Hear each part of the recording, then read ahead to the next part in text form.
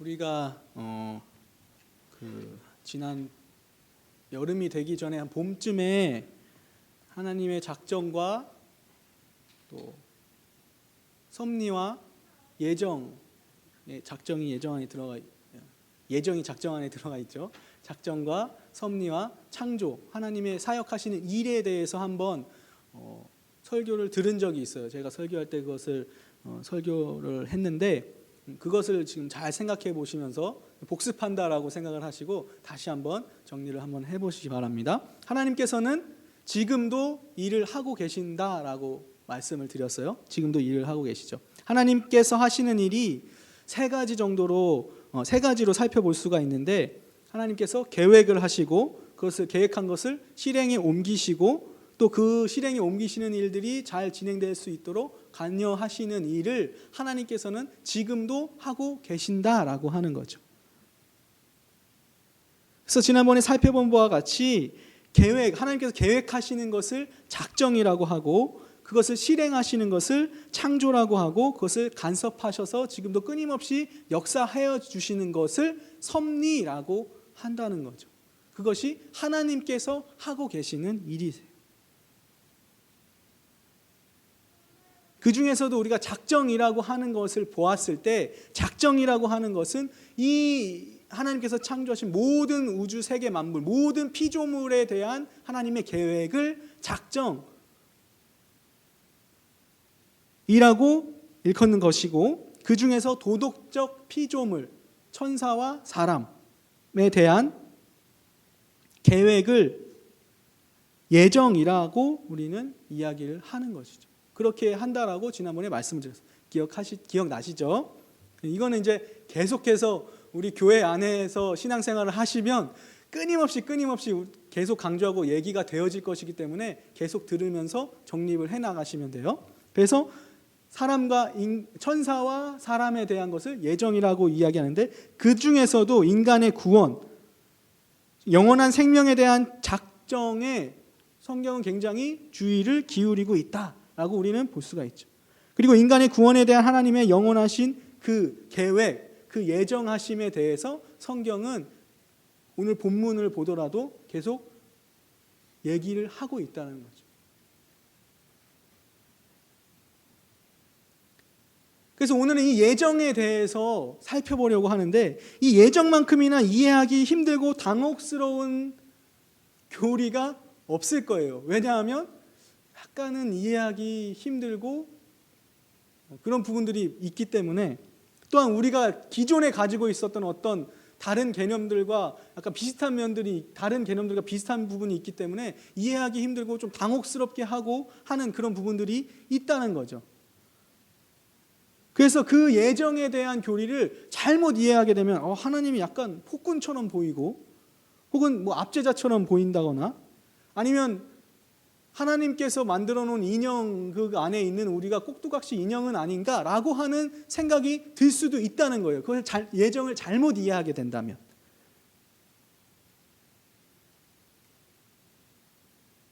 거기에 더해서 하나님께서 구원받을 사람과 구원받지 못할 사람을 이미 정해 놓으셨다라고 하는 그 이야기가 굉장히 부당하게 들리고, 하나님께서 그렇게 정해 놓으시고 하나님께서 사랑한다고 얘기하시면 굉장히 그거 웃기는 거 아니야? 라고 생각할 수도 있는, 충분히 그렇게 생각할 수도 있는 부분들이 있다라고 하는 거죠.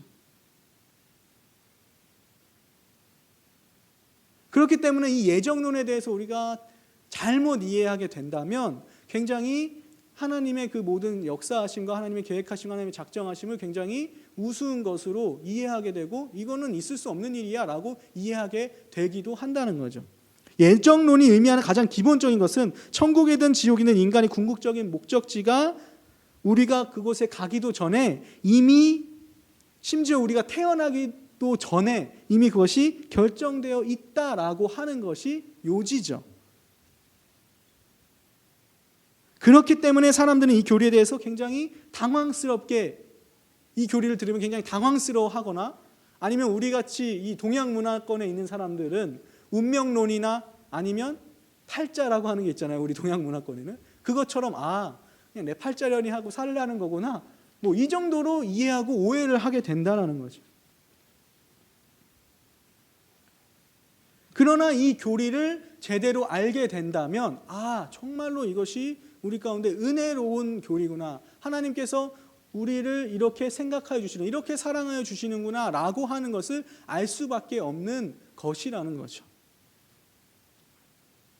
우리가 이 예정 교리에 대해서 알아야 되는 첫 번째 이유는 이렇게 복잡하고 이해하기 어려운데 꼭 알아야 됩니까? 라고 질문할 수도 있어요. 그런데 우리가 이걸 알아야 되는 가장 첫 번째 이유는 성경에 나와 있어요. 안타깝지만 우리가 약간 이해하기 힘든데 성경에 나와 있다는 거예요. 하나님께서 어떻게 우리를 역사해 가시고 사역해 나가시는가 하는 부분을 성경에서 이야기하고 있는데, 특히 이 예정에 대한 부분이 성경에 나와 있기 때문에 우리가 이해하기 쉽지 않거나 어려운 부분일 수 있지만 성경에서 어느 정도 그것을 언급을 하고 설명을 하고 있기 때문에 우리는 당연히 성경을 하나님의 말씀으로 믿고 고백하고 따라가는 사람들로서 이것을 반드시 알아야 되는 부분이다라고 하는 거죠. 그것을 알았을 때 분명히 우리에게 주는 유익은 반드시 있는 것이고요. 그다음에 두 번째, 예정에 있어서 선택의 주체가 하나님이시다라고 하는 하나님의 절대 주권을 설명하고 있기 때문에, 하나님께 모든 주권이 달려있다라는 것을 설명하고 있기 때문에 우리는 이걸 꼭 알아야 된다는 거예요.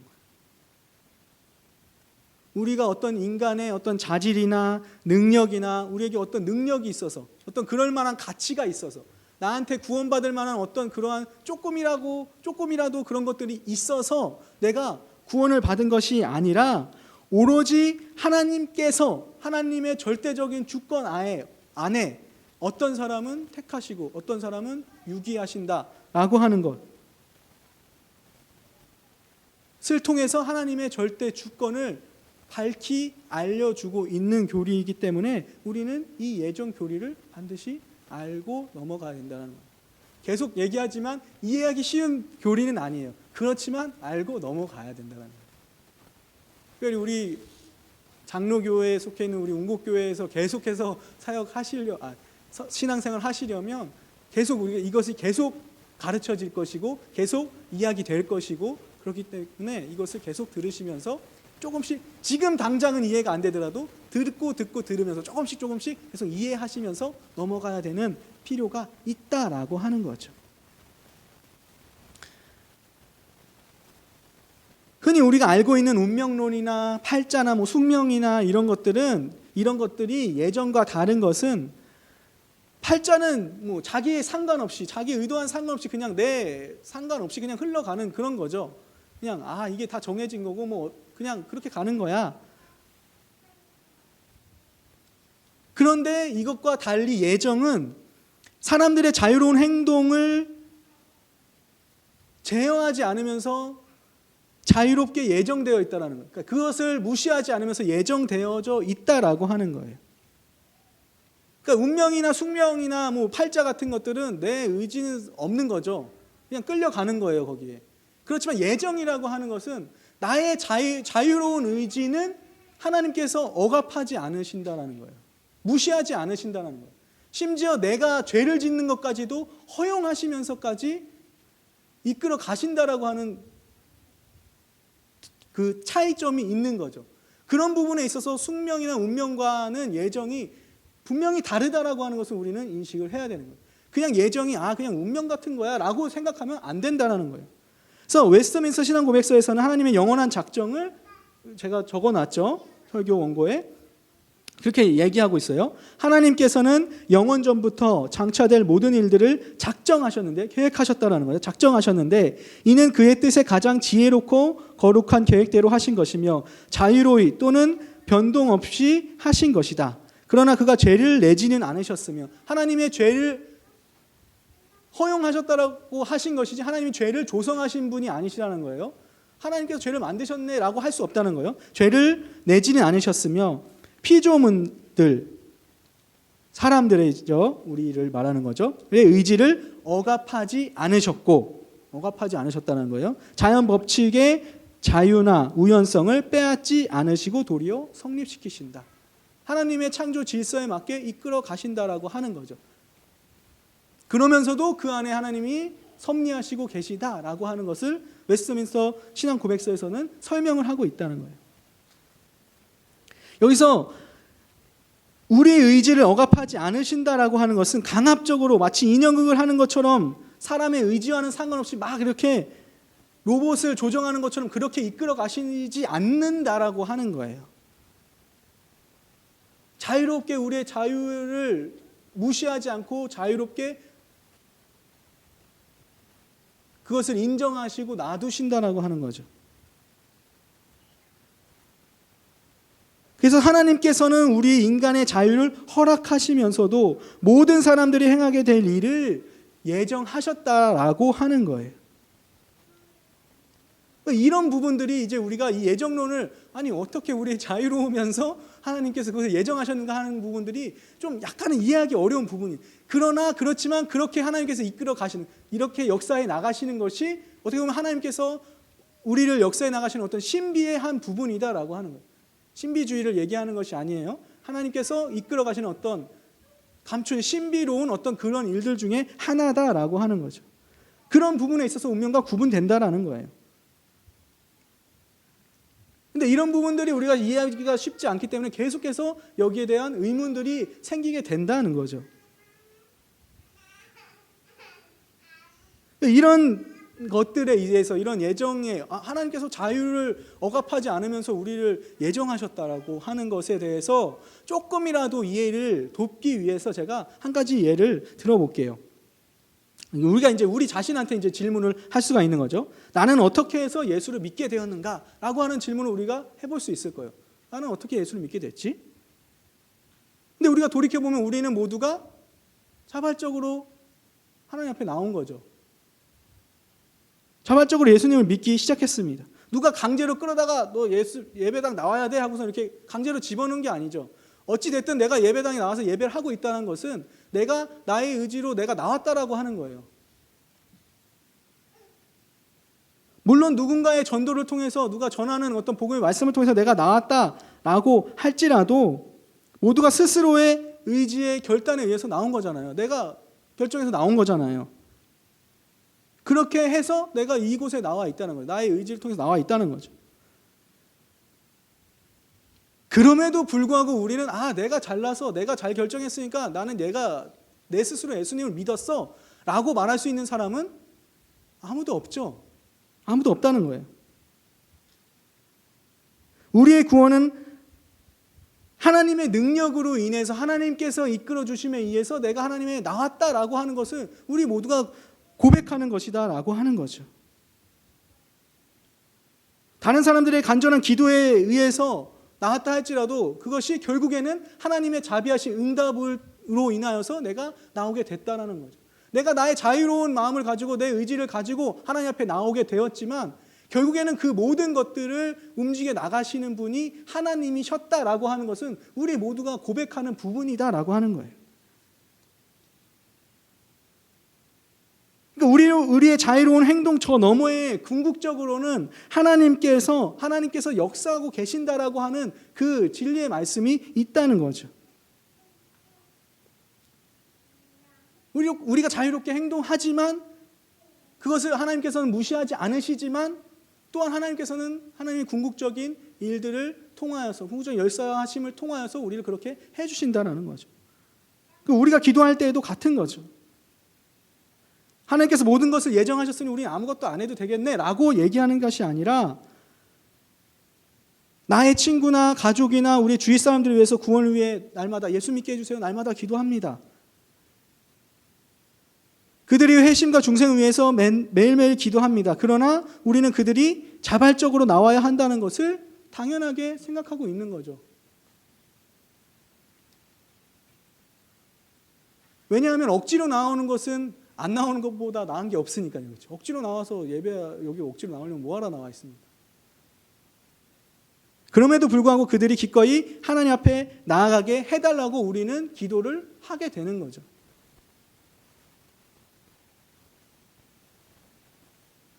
그리고 그들이 회개하고 회심하여서 돌아오게 되었을 때 우리는 하나님께서 역사하셨구나, 하나님께서 기도 응답해 주시고 하나님께서 모든 것을 이끌어 가셨구나라고 하는 것에 감사하게 된다라는 거죠. 결국에 궁극적으로는 그들의 의지를 하나님이 꺾어서 하나님 앞에 나오게 만드셨다라고 하는 것을 우리는 알게 된다라는 거예요.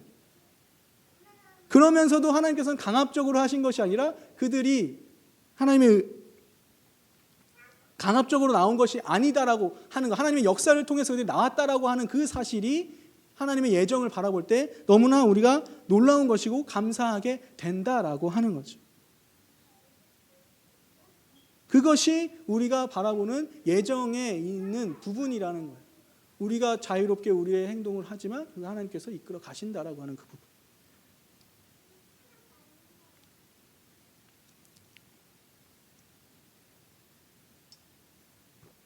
다음으로 우리가 살펴볼 것은 하나님의 절대 주권이죠. 아까 첫 번째는 성경이 가르치고 있기 때문에 우리가 봐야 된다고 얘기했고, 그 다음에 우리가 하나님의 절대 주권을 인정하는 신앙을 소유하고 있기 때문에 하나님의 절대 주권을 성경이 이야기하고 있기 때문에 이 예정을 살펴봐야 된다고 했어요. 오늘날처럼 인간적 권리가 다양하게 부르짖어지는 시대가 없는 것 같아요. 인간의 다양한 권리를 이야기하는데 어떤 그런 모습들 때문에 교회 안에서도 하나님께서 뭔가 우리에게 주셔야 할 의무가 있다고 잘못된 가정을 하면서 우리는 생각하는 경우들이 있어요. 하나님이 당연히 우리에게 뭔가를 주셔야지, 당연히 우리를 만들었으면 우리를 책임져야지 하는 어떤 그런 잘못된 가정이 있다는 거. 하나님께서 뭔가 우리에게 주어야 될 의무가 있다라고 하는 어떤 잘못된 가정에서 시작을 하는 경우들이 있다는 거예요. 그러나 하나님께서는 우리에게 대한 어떠한 의무를 가지고 있지 않으세요.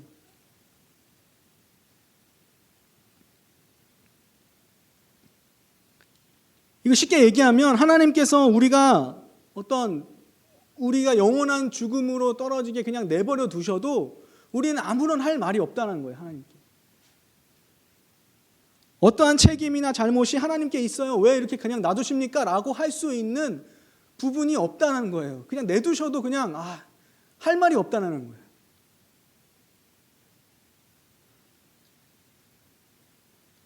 그럼에도 불구하고 하나님께서는 우리에게 손을 내밀어 주시고 계신다라고 하는 것이 얼마나 감사한 일인지 몰라요. 이것이 바로 은혜다라고 하는 거죠. 하나님의 절대적 주권에 대한 은혜. 하나님의 절대적 주권에 의한 은혜다라고 하는 거죠.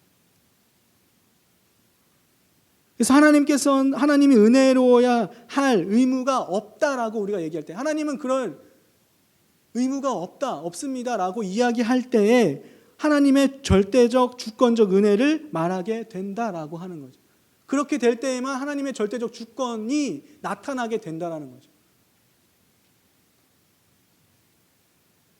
오늘 우리가 읽은 본문 1장은 하나님의 의지에 따라서 구원받는 것을 하나님의 절대 주권에 따라서 우리가 구원을 받게 된다라고 하는 것을 설명하고 있죠. 에베소서 1장 4절에서 6절까지 말씀을 보면 곧 창세전에 그리스도 안에서 우리를 택하사 우리로 사랑 안에서 그 앞에 거룩하고 흠이 없게 하시려고 그 기쁘신 뜻대로 우리를 예정하사 예수 그리스도로 말미암아 자기의 아들들이 되게 하셨으니 이는 그가 사랑하는 자 안에서 우리에게 거저 주시는 바 그의 은혜의 영광을 찬송하게 하려는 것이라. 4절부터 6절까지는 성부 하나님의 사역에 대해서 말씀을 하고 있어요. 하나님께서 선택하셨다라고 하는 것을 말하고 있죠. 어떤 사람이 구원을 받는 것은 창세전부터 하나님이 그들에게 구원의 복을 주시려고 작정했기 때문이고 오직 그 이유 때문에 구원을 받는다고 가르치는 하나님의 절대 주권적 은혜에 대한 강력한 설명을 하고 있는 거죠.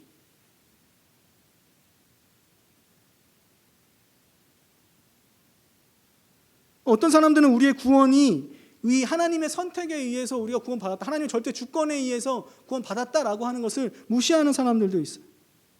그러면서 말하기를 우리에게 어떤 구원받을 만한 어떤 능력이 조금이라도 있기 때문에 내가 구원받은 거지, 어떤 그런 능력이 있어서 구원받은 거지, 이런 식으로 얘기를 한다는 거죠. 그러나 하나님의 절대 주권으로 인하여서 하나님께 우리는 택함을 받았다. 그 선택을 받는 것에 대한 기준에 대해서 우리가 어떤 것도 제시하지 못하였고 어떤 것도 나의 근거가 될 수 없다라고 하는 것을 오늘 본문에서는 이야기하고 있다는 거죠.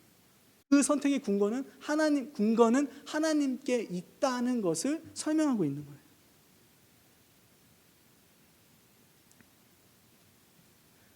그다음에 7절에서 8절은 성자 예수 그리스도께서 우리를 구속하셨음을 설명하고 있는 본문이죠. 우리는 그리스도 안에서 그의 은혜의 풍성함을 따라 그의 피로 말미암아 속량 곧 죄사함을 받았느니라. 이는 그가 모든 지혜와 총명을 우리에게 넘치게 하사 그 뜻의 비밀을 우리에게 알리신 것이요 그의 기뻐하심을 따라 그리스도 안에서 때가 찬 경륜을 위하여 예정하신 것이니. 하나님께서 예수 그리스도를 통해 하신 일은 하나님 당신님이 택하신 이들을 구속하는 것으로,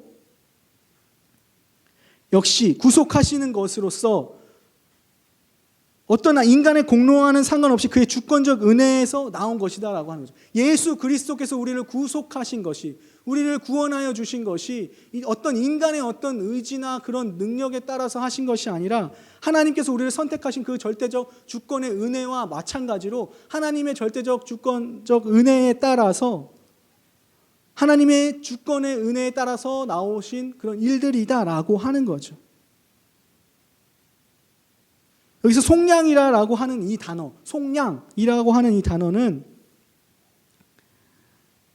어떤 대상이나 어떤 사물이나 사람이 자유로워질 수 있도록 시장에서 사는 것을 의미하는 어떤 상업적 용어예요. 사셨다라고 하는 표현을 쓰는 거잖아요. 속량이라고 하는 단어 자체가 의미하는 것이 상업적 의미예요. 그래서 예수 그리스도께서 우리를 대신해 죽음으로써 우리를 사셨고 자유롭게 하셨다라는 거예요.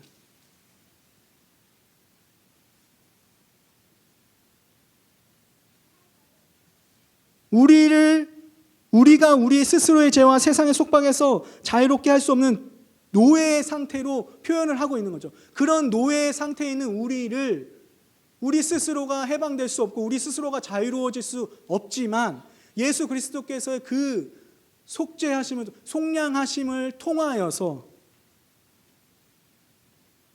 예수 그리스도의 피의 값으로 우리를 사셨다라고 하는 표현을 하고 있는 거죠. 여기에서도 우리의 어떤 공로나 의지가 아무것도 들어가지 않는 것이죠. 오직 하나님의 절대 주권만이 있는 것이죠.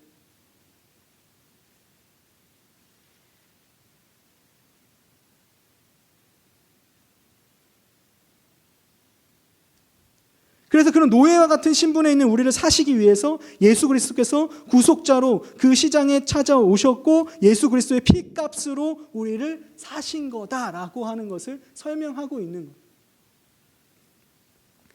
그래서 베드로 사도는 너희가 알거니와 너희 조상이 물려준 헛된 행실에서 대속함을 받은 것은 은이나 금같이 없어질 것으로 된 것이 아니요 오직 흠없고 점없는 어린 양 같은 그리스도의 보배로운 피로 된 것이니라 라고 설명을 하고 있는 거죠.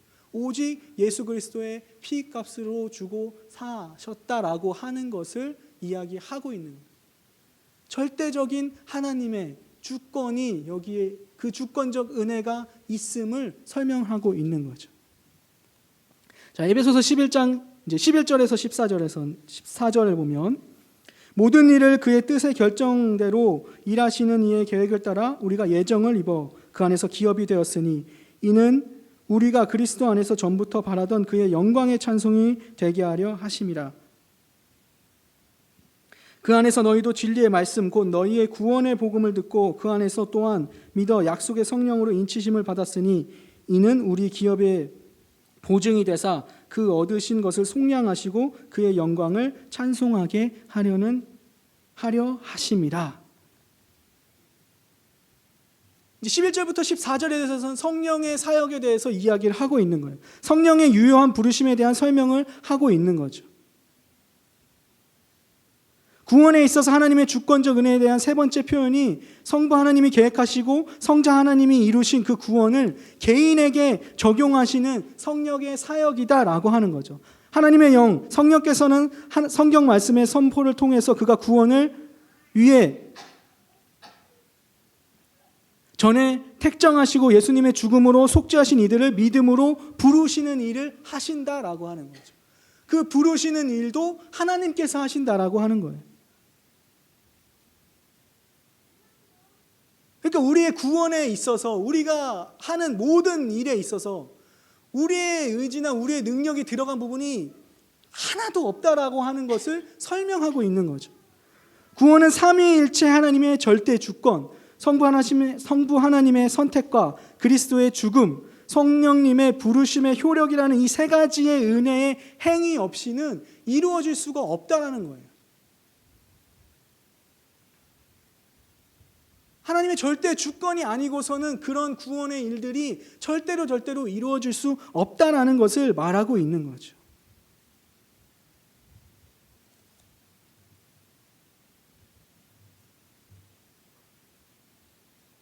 예정 교리는 우리의 구원의 근거가 인간에게 있는 것이 아니라 오직 하나님의 절대 주권에 달려 있다라고 하는 것을 말하고 있다는 거죠.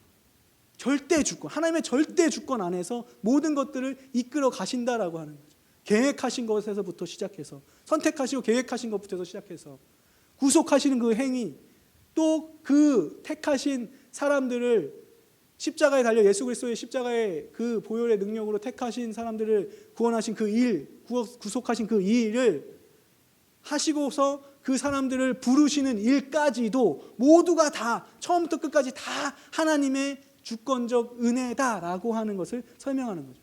그런데 오늘날 많은 교회에서는 그것들을 인정하지 않는다라는 거예요. 물론 이렇게 인정하지 않아요라고 대놓고 이야기하지는 않죠. 그러나 그들의 신앙생활하는 그런 어떤 삶들과 그들이 이야기하는 어떤 설교들과 그들이 주장하는 것들을 이야기하다 보면 하나님의 절대적 주권이 아니라 어떤 사람과 하나님께서 같이 이루어 나가는 정도의 일, 사람들이 어떤 노력을 해서 할 수 있는 어떤 그런 일들 정도로 생각하고 있다는 거죠.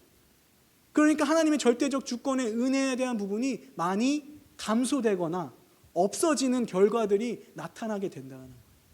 그러나 이 성경에서 이야기하고 이 예정 교리를 우리가 묵상하고 살펴본다면 거기에서 하나님의 절대 주권이 있다라고 하는 것을 우리는 고백할 수밖에 없다는 거죠.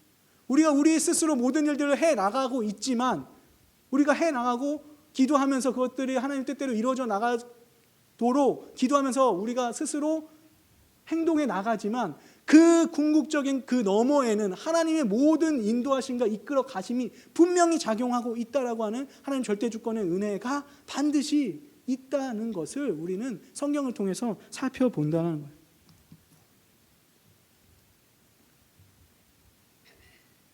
그렇다면 이 예정이 과연 나의 삶과는 무슨 연관이 있다는 것이냐라고 하는 우리는 질문을 할 수밖에 없는 거죠.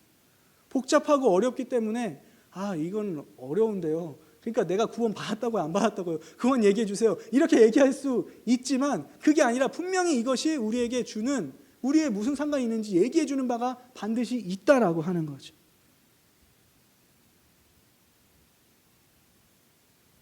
하나님이 나를 택하셨다라고 하는 것이 칼빈은 베드로후서를 설명할 때 우리가 경건하며 거룩한 삶을 사는 것이 하나님의 선택의 목적이다라고 설명을 하고 있는 거죠. 하나님께서 우리를 예정하신 것은 우리가 그런 삶을 살아가도록 하고 있다라고 하는 거죠.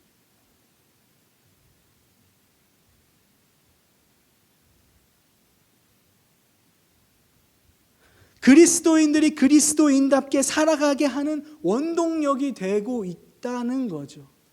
그러니까 우리가 왜 이 세상에 태어나서 살아가는가, 하나님의 자녀로 선택함을 받았는가, 우리가 왜 어떻게 살아가야 되는가라고 하는 것에 있어서 하나님을 영화롭게 하고 하나님을 영원토록 즐거워하는 일에 그 목적이 있다라고 하는 것을 우리가 공부했잖아요.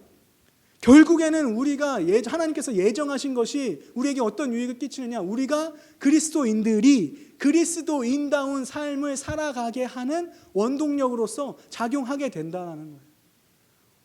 우리가 그리스도인들의 삶을 살아서 내가 어떤 그 구원을 쟁취해 나가는 것이 아니라, 내가 택함을 받고 하나님의 택한 자녀로서 하나님께서 우리를 불러주시고 내가 아무것도 할 수 없는 존재이지만 그럼에도 불구하고 하나님께서 나를 택하셔서 그렇게 이끌어 가시는 이유는 하나님이 나를 하나님의 그 영원하신 목적에 따라 살아가도록 하기 때문에 그 의미가 있다라고 하는 거예요. 그러니까 그 속에서 하나님의 자비와 사랑과 하나님의 놀라우신 계획을 우리가 발견하게 된다는 거죠. 우리가 창세기를 통해서 우리가 태어나게 된 목적과 우리 살아가는 것을 살펴보게 되지만, 우리가 결국 궁극적인 우리의 이 세상에서 태어나고 창조되었고 살아가는 그 모든 일들이 하나님께 영광이잖아요. 하나님을 예배하기 위해서 창조된 것이잖아요. 오늘날 많은 어떤 세상 학문의 영향으로 인하여서 마치 우리가 살아가는 이유가 나를 영화롭게 하고 내 스스로가 존귀한 사람이기 때문에, 내가 아주 너무 귀한 사람이기 때문에 나 스스로에서 그 목적을 찾고 의미를 찾으려고 하는 시도들이 이미 이 교회 안에 들어와 있는 것을 우리가 바라볼 때 그것이 얼마나 안타까운지 몰라요.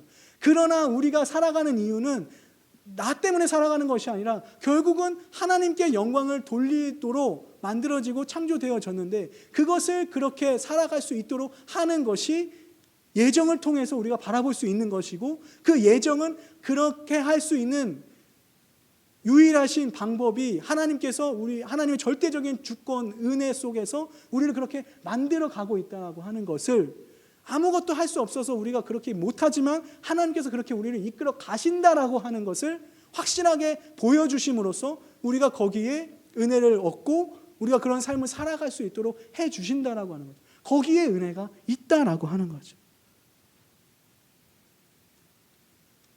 그래서 예정에 대한 확신이 우리를 그리스도인답게 살아가게 되는 원천이 되는 것입니다. 결국 예정의 목적은 삶의 성화, 우리가 성화를 살아가는 거잖아요. 하나님 뜻대로 살아가는 삶을 사는 거잖아요. 거룩한 삶이다라고 하는 건 하나님의 뜻대로 살아가는 것이다라고 얘기하는 거잖아요. 그렇게 살아가도록 우리를 일깨워주고 있다는 것이죠.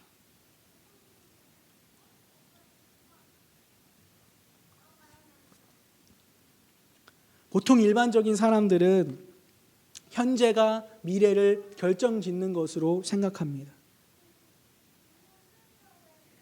보이지도 않은 미래에 대해서는 현재가 어떻게 하느냐에 따라서 미래가 만들어진다라고 생각을 하게 되죠. 그래서 사람들이 예측할 수 없는 미래를 보장받기 위해서 현재의 삶에서 무언가 부단히 무엇을 해보려고 노력을 하게 된다라고 하는 거죠. 현재를 어떻게 사느냐에 따라서 미래가 결정된다는 거죠. 내가 이렇게 열심히 했으니까 이런 나의 능력을 통해서 내가 구원받지는 않을까, 그런 식인 거죠. 그러나 우리 그리스도인들에게는 역으로 미래가 현재의 삶을 결정하는 거죠. 그리스도인들에게 있어서 미래는 결정된 미래이죠. 하나님의 절대 주권의 은혜 안에 있는 예정은 그리스도인에 대한 정체성과 어떤 그런 것들을 확립시켜 주는 거예요. 너희가 구원받은 나의 백성이다라고 하는 것을 이미 하나님께서 선언하신 거죠. 예정하신 거죠. 그렇기 때문에 우리는 택함받은 자로서, 그리스도인으로서 그런 그리스도인다운 삶을 살아가게 되는 거죠. 현재의 삶에서 그렇게 살아가고 있는 거죠. 정해져 있는 미래 때문에 우리 현재의 삶이 사라져 나가는 것이라는 거죠. 그렇기 때문에 지금 당장 당하는 고난과 핍박과 어려움들이 우리는 견뎌나갈 수 있는 거죠. 예수 그리스도의 제자로서 십자가를 지고 가는 삶을 가능하게 해주는 근원적 능력이 된다라고 하는 거죠. 그 예정의 교리에 하나님의 절대 주권의 은혜로 인하여서 우리는 경건하게 살아가게 되고 성화의 삶을 살아가게 되고, 그것이 가능하게 되도록 하나님께서 이끌어 가신다는 거죠. 그렇기 때문에 우리는 그 예정의 교리를 통하여서 그냥 뭔가 불안하고 힘들고 어떻게 될 수 없는 그런 미래의 초조한 가운데서 그렇게 살아가는 것이 아니라 확실하게 정해져 있는 하나님께서 예정해 주셔서 우리를 택하시고 이끌어 가시는 그 구원에 하나님께서 다 이뤄 놓으신 그 구원의 일들로 말미암아서 우리가 하나님의 자녀다운 삶을 살아가게 되는 것이고, 그렇기 때문에 우리는 어떤 좁은 초조한 그런 불안한 신앙생활을 해나가는 것이 아니라 그 예정 교리를 통해서 우리가 더욱더 풍성하고 넉넉하고 여유로운 신앙생활을 해나갈 수 있게 된다는 거죠. 그것이 예정 교리가 우리에게 가져다주는 놀라운 교리의 의미다라고 하는 것을 우리가 기억하면 우리가 더욱더 하나님 앞에 풍성하게 그것을 누리고 넉넉하게 신앙생활에 나갈 수 있는 우리의 어떤 모습이 생긴다라고 하는 것을 기억하면서 우리가 그렇게 풍성하고 넓은 신앙생활을 할 수 있는 우리의 삶이 될 수 있기를 바랍니다. 기도하겠습니다. 하나님 아버지,